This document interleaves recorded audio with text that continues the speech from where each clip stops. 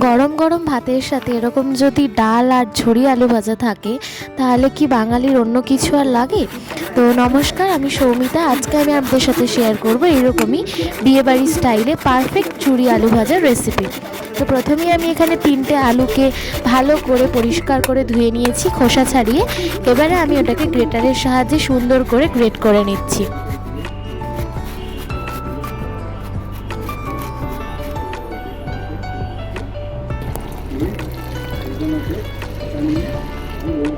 তিনটে আলুকে ভালো করে আমাদের এখানে গ্রেট করা হয়ে গেছে। এবারে আমাদেরকে এটা 3 থেকে 4 বার ভালো করে জল দিয়ে ধুয়ে নিতে হবে, যতক্ষণ না জলটা পুরোপুরি পরিষ্কার হয়ে যাচ্ছে। তো দেখুন, আমি এখানে আলুগুলোকে 3 থেকে 4 বার ভালো করে ধুয়ে নিয়েছি।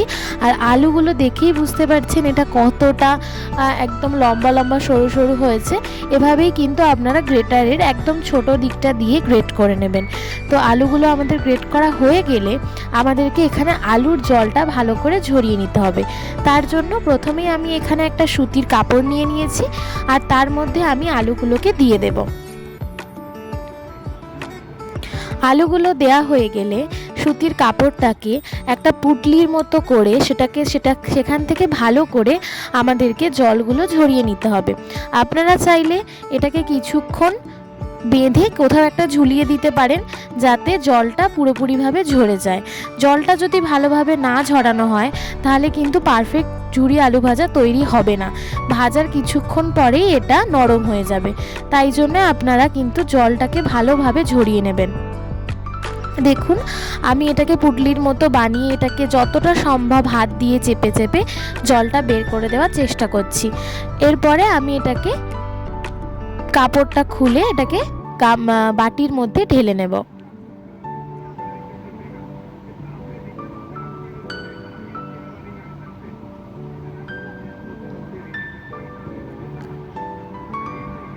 ব্যাস, এটাকে আমি একধারে নামিয়ে সাইড করে রাখবো।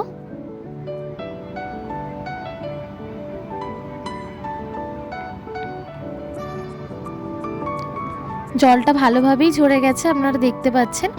এবারে আমাদেরকে এটাকে ভালো করে রোদের মধ্যে শুকিয়ে নিতে হবে।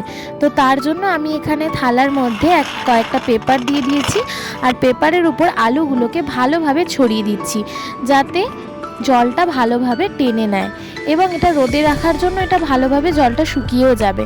তার সাথে আমি নিয়ে নিয়েছি কয়েকটা বাদাম, আর তার সাথে গাছ থেকে কয়েকটা কারি পাতাও তুলে নিয়েছি। কারি পাতাটা একটু বেশিই নিয়েছি। তো এগুলো আমি এখন রোদে রেখে দেবো, যাতে আলুর জলটাও ভালোভাবে শুকিয়ে যায়। আর ওদিকে আমরা বাদামটাকে ভেজে নেব।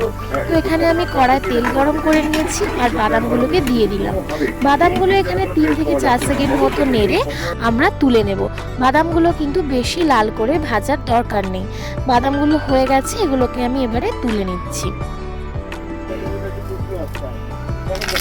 বাদাম ভাজা হয়ে গেলে ওই একই তেলের মধ্যেই আমি কারি পাতাগুলোকেও দিয়ে দেব।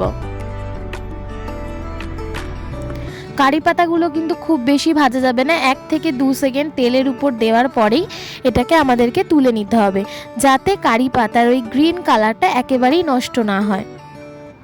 দেখুন, কারি পাতাগুলোকেও আমি তেল থেকে তুলে নিচ্ছি।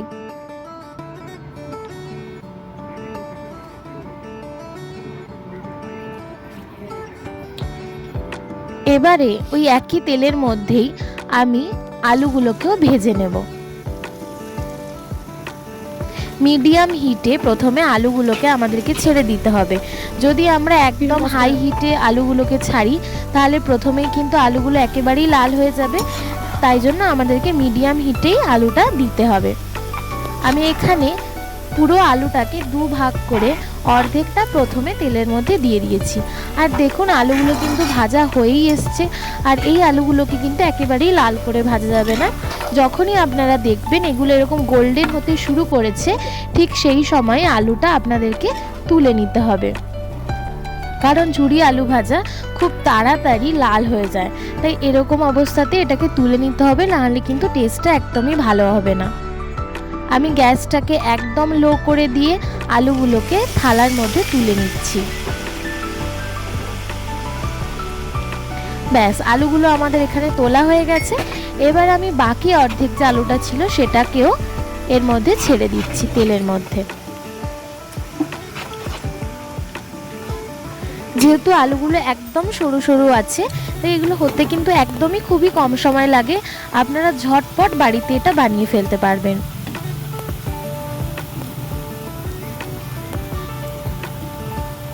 দেখুন আলুগুলো ভাজা হয়ে এসছে, এটাও গোল্ডেন হতে শুরু করেছে। এই রকম অবস্থাতেই আমাদের আলুগুলোকে তুলে নিতে হবে।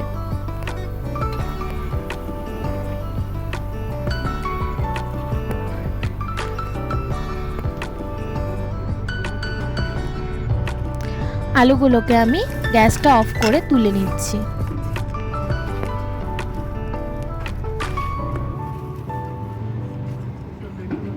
ব্যাস, এবারে আমরা আগে থেকে যে কারি পাতা, বাদাম আর 2টো শুকনো লঙ্কাও ভেজে রেখেছিলাম, সেটা আমাদেরকে এই ভাজা আলুর মধ্যে মিশিয়ে দিতে হবে। আপনারা আলুটা দেখেই বুঝতে পারছেন যে এটা কতটা ক্রিস্পি আর ক্রাঞ্চি হয়েছে, একদমই বিয়েবাড়ির স্টাইলে। এবারে এটাকে আমরা ভালো করে আলুর সাথে বাদাম আর কারি পাতাটাকে মিশিয়ে নেব। আর আমার রেসিপিগুলো যদি আপনাদের ভালো লেগে থাকে, অবশ্যই চ্যানেলটাকে সাবস্ক্রাইব করবেন, যাতে আমার সমস্ত ভিডিও আপনাদের কাছে পৌঁছে যায়। আর বাড়িতে এটা বানিয়ে আমাকে কমেন্টে জানাতে ভুলবেন না যে কেমন হলো। তো আমাদের ঝুরি আলু ভাজাটা একদম পারফেক্টলি ডান।